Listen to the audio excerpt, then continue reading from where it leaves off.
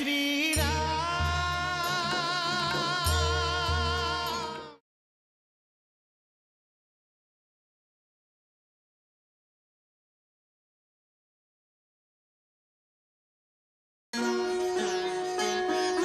जय श्री राम, जय जय श्री राम।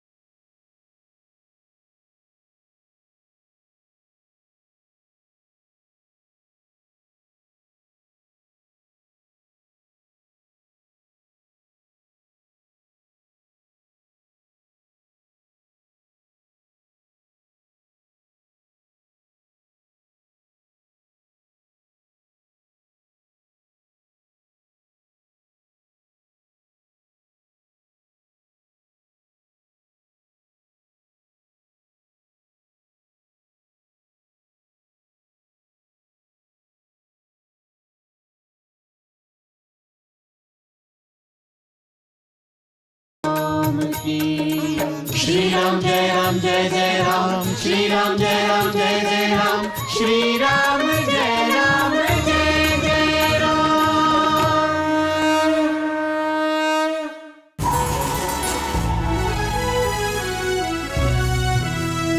रघुकुल चंद्रम परमानंदम नमोस्तुते भद्रं रामं पूरणकामं नमोस्तुते।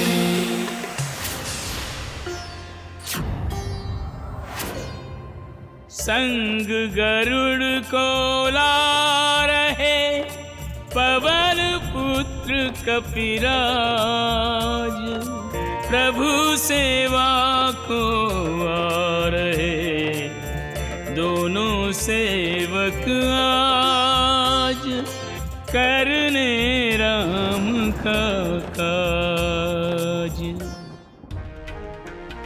পবনপুত্র বজরংবলী আসছেন, আর তার সাথে পক্ষীরাজ গরুরও আসছেন।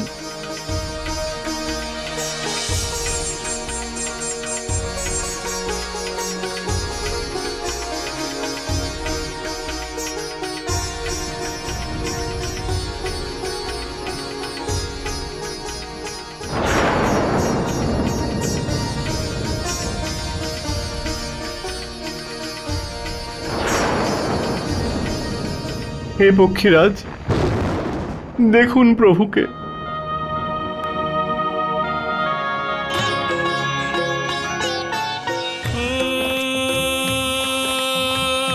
योग क्रिया करके योगेश्वर खींच रहे हैं गरल भयंकर, विष को गरुड़ पचाते जाएं, गरल प्रभाव मिटाते जाएं।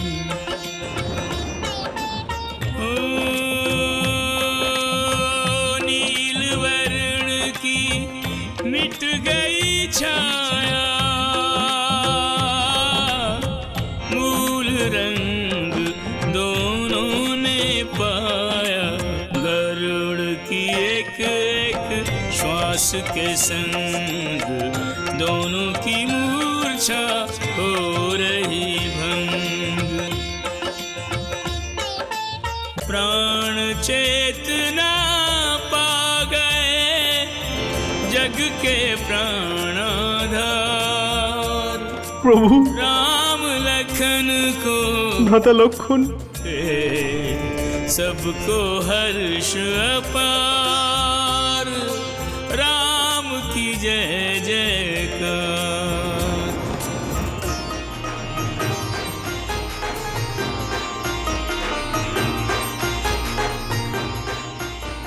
কি হয়েছিল? প্রভু, মেঘনাদ আপনাদের দুজনকে নাগ পাশে বন্দি করেছিলেন। আমরা সবাই নিরাশ হয়ে পড়েছিলাম।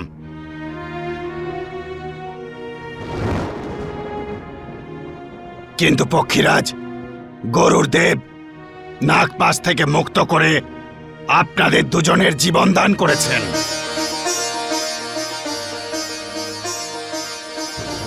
নাগপাশ থেকে আমাদের উদ্ধার করা পক্ষীরাজ, আপনার আর আমাদের মধ্যে কোনো সম্পর্ক নেই, তাও আপনি নিঃস্বার্থভাবে আমাদের সহায়তা করলেন। হে পক্ষীরাজ, সারা জীবন আপনার কাছে ঋণী থাকব। আমাকে নিজের সেবকই ভাবুন প্রভু। হে রঘুকুল শিরোমণি আর্য শ্রেষ্ঠ, ভবিষ্যতের জন্যে আপনার কাছে এটুকুই আবেদন, সর্বদা সতর্ক এবং সাবধান থেকেই এই পাপীদের সাথে যুদ্ধ করুন। আপনি যুদ্ধতে ধর্ম আর সঠিক পথে চলমান নিষ্ঠাবান যোদ্ধা। পাপী রাক্ষসেরা জন্ম থেকে যুদ্ধে ছলনার প্রয়োগ করে। ক্রূর ইন্দ্রজিৎ মায়ার দ্বারা যেই নাগপাশে আপনাকে আবদ্ধ করেছিল, সেটা তীক্ষ্ণ দাঁতযুক্ত বিষধর কদ্রুর পুত্র নাগই ছিল। রাক্ষসী মায়ার দ্বারা প্রাণন্তক বাণের রূপ ধারণ করে আপনাকে শেষ করতে এসেছিল। এবার এই দাসকে আজ্ঞা করুন আর্য শ্রেষ্ঠ। नित्यं शुद्धं प्रत्यप्रबुद्धं नमोऽस्तु ते गरुडारूढं गहनं गूढं नमोऽस्तु ते रघुकुलचन्द्रं परमानन्दं नमोऽस्तु ते भद्रं रामं पूरणकामं नमोऽस्तु ते।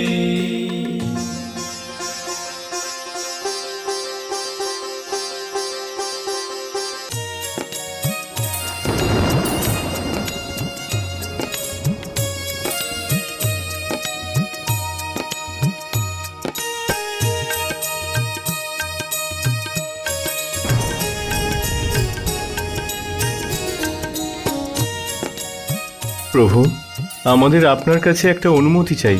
কিসের জন্য? প্রভু, আমরা সবাই উচ্চ স্বরে জয়ধ্বনি দিতে চাই। কিন্তু কিসের জন্য? আমরা কি যুদ্ধে জয়লাভ করেছি, নাকি যুদ্ধের উদ্দেশ্য পূরণ হয়েছে?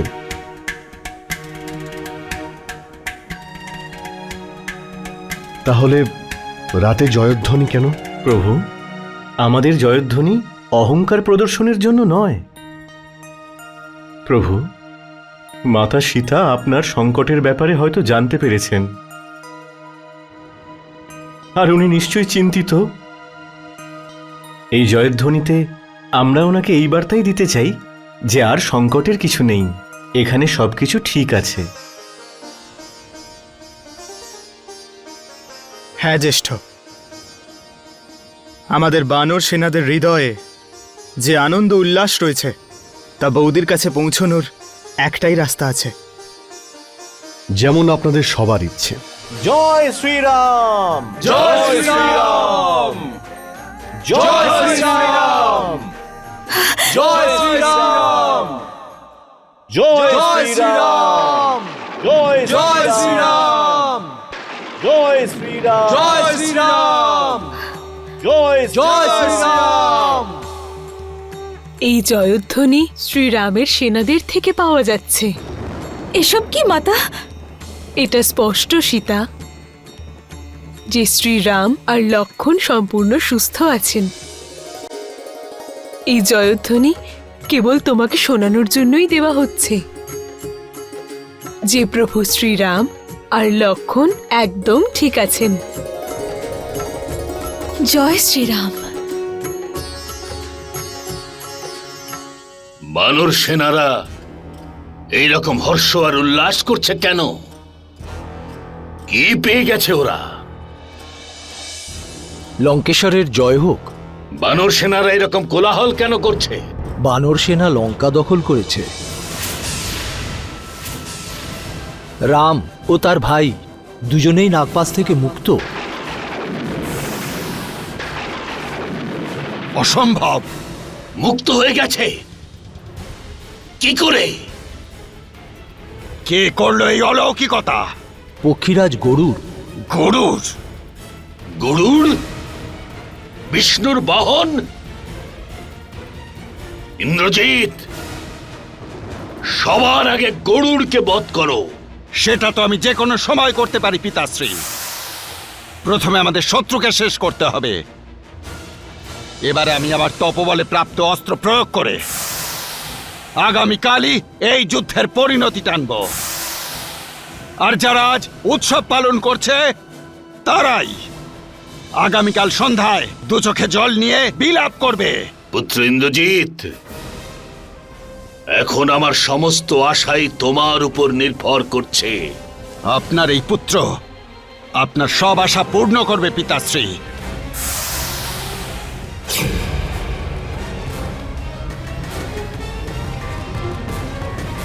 বিজয়ী ভব।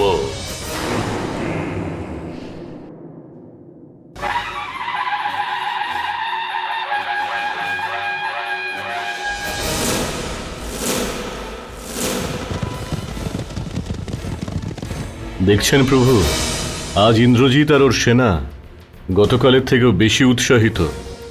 মহারাজ বিভীষণ, আমার আর আমার সৈন্যদের উৎসাহ এর থেকে কিছু কম নয়।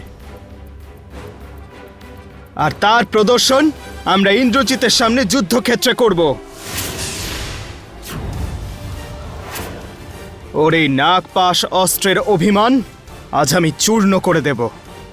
মহারাজ সুগ্রীব, আজকের সমস্ত পরিকল্পনা আপনি করবেন। আপনি আপনার সেনাদের নিয়ে এগিয়ে যান। যথা আজ্ঞা প্রভু। জয় শ্রীরাম! জয় শ্রীরাম! জয় শ্রীরাম! জয় শ্রীরাম!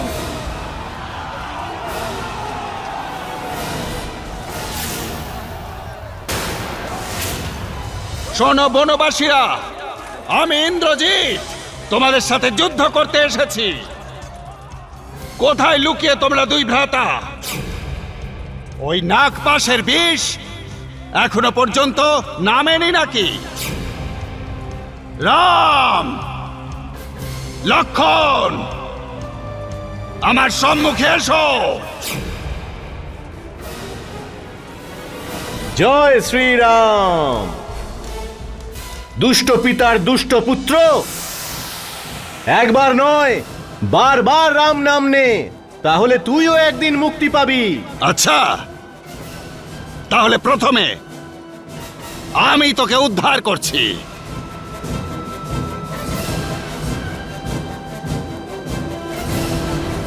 জয় শ্রীরাম!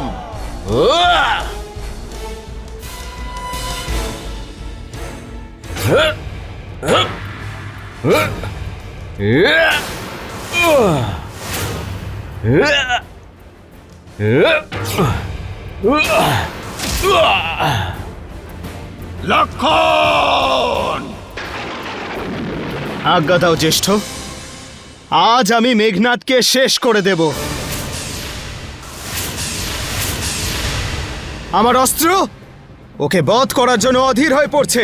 অধৈর্য হয়েও না লক্ষণ, ওর নাম মেঘনাদ, আর গর্জন করাই তো মেঘের কাজ, আর এটা ওর স্বভাবও। বীর লক্ষণ, একজন বুদ্ধিমান যোদ্ধার মতো যাও, উত্তেজিত হয়ে নয়। প্রভু, সৌমিত্র সুরক্ষা আর সহায়তার জন্য কিছু যোদ্ধা ওনার আশেপাশে থাকা উচিত। মহারাজ বিভীষণ! না লক্ষণ, নিজের উপরে নিয়ন্ত্রণ রাখো। মহারাজ বিভীষণ এই জন্যই বলছেন কারণ উনি মায়াবীদের চক্রান্ত সম্পর্কে ভালো জানেন, তাই ওনার পরামর্শ তুমি অবহেলা করো না। অঙ্গদ, বলুন প্রভু। আপনি হনুমান, নল আর নীল ওর আশেপাশেই থাকবেন। তাই হবে প্রভু।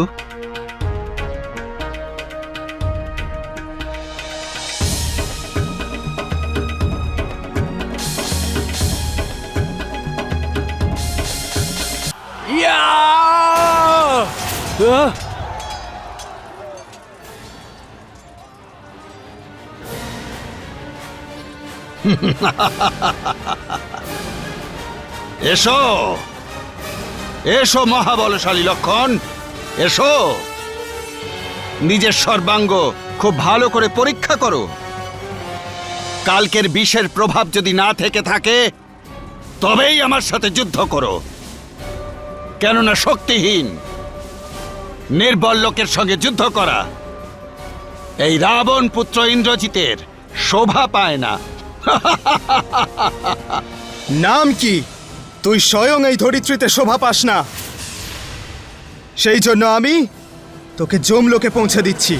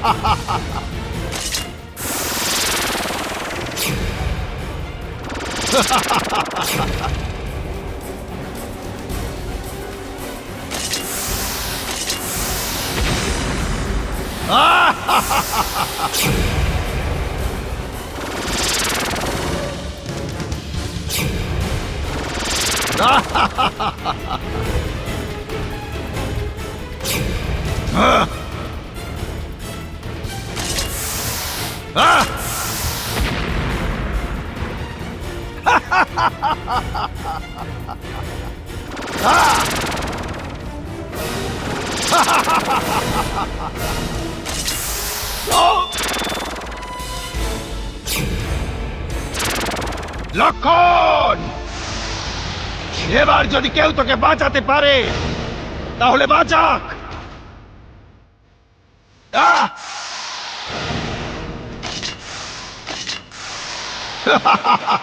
অনেক হয়েছে, এবার আমাকে একে বধ করতেই হবে।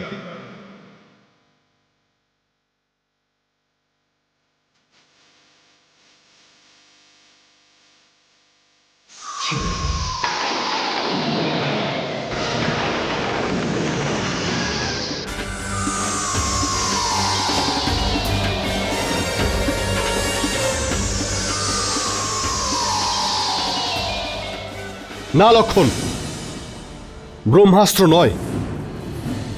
কেন জ্যেষ্ঠ? ব্রহ্মাস্ত্র অত্যন্ত বিনাশকারী আর মহাসংহারক অস্ত্র লক্ষণ। বিশেষ পরিস্থিতিতেই এর প্রয়োগ করা উচিত, অন্যথায় অধর্ম হবে। আমরা অধর্ম যুদ্ধ চাই না লক্ষণ, আর না আমরা অধর্ম যুদ্ধ করব, কারণ অধর্মের দ্বারা প্রাপ্ত করা জয়লাভ কখনোই কল্যাণকারী হয় না।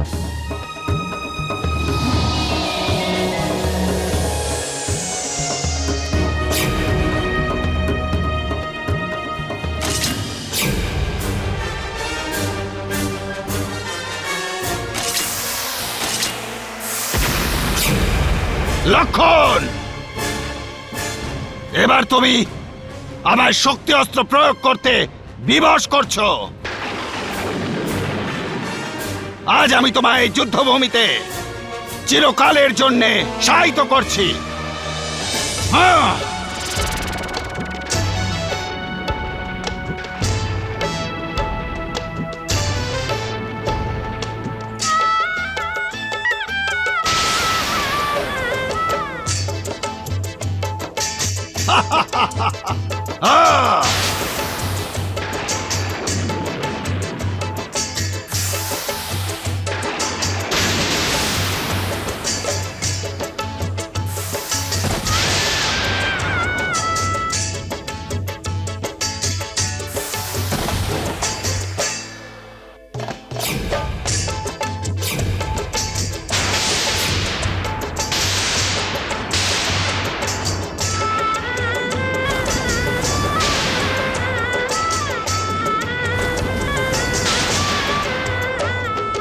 সৌমিত্র, না,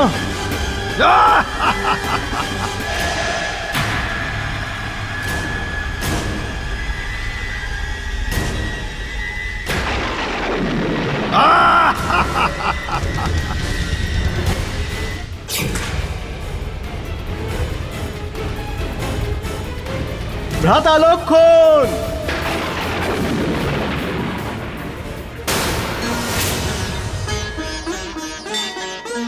जय श्री राम।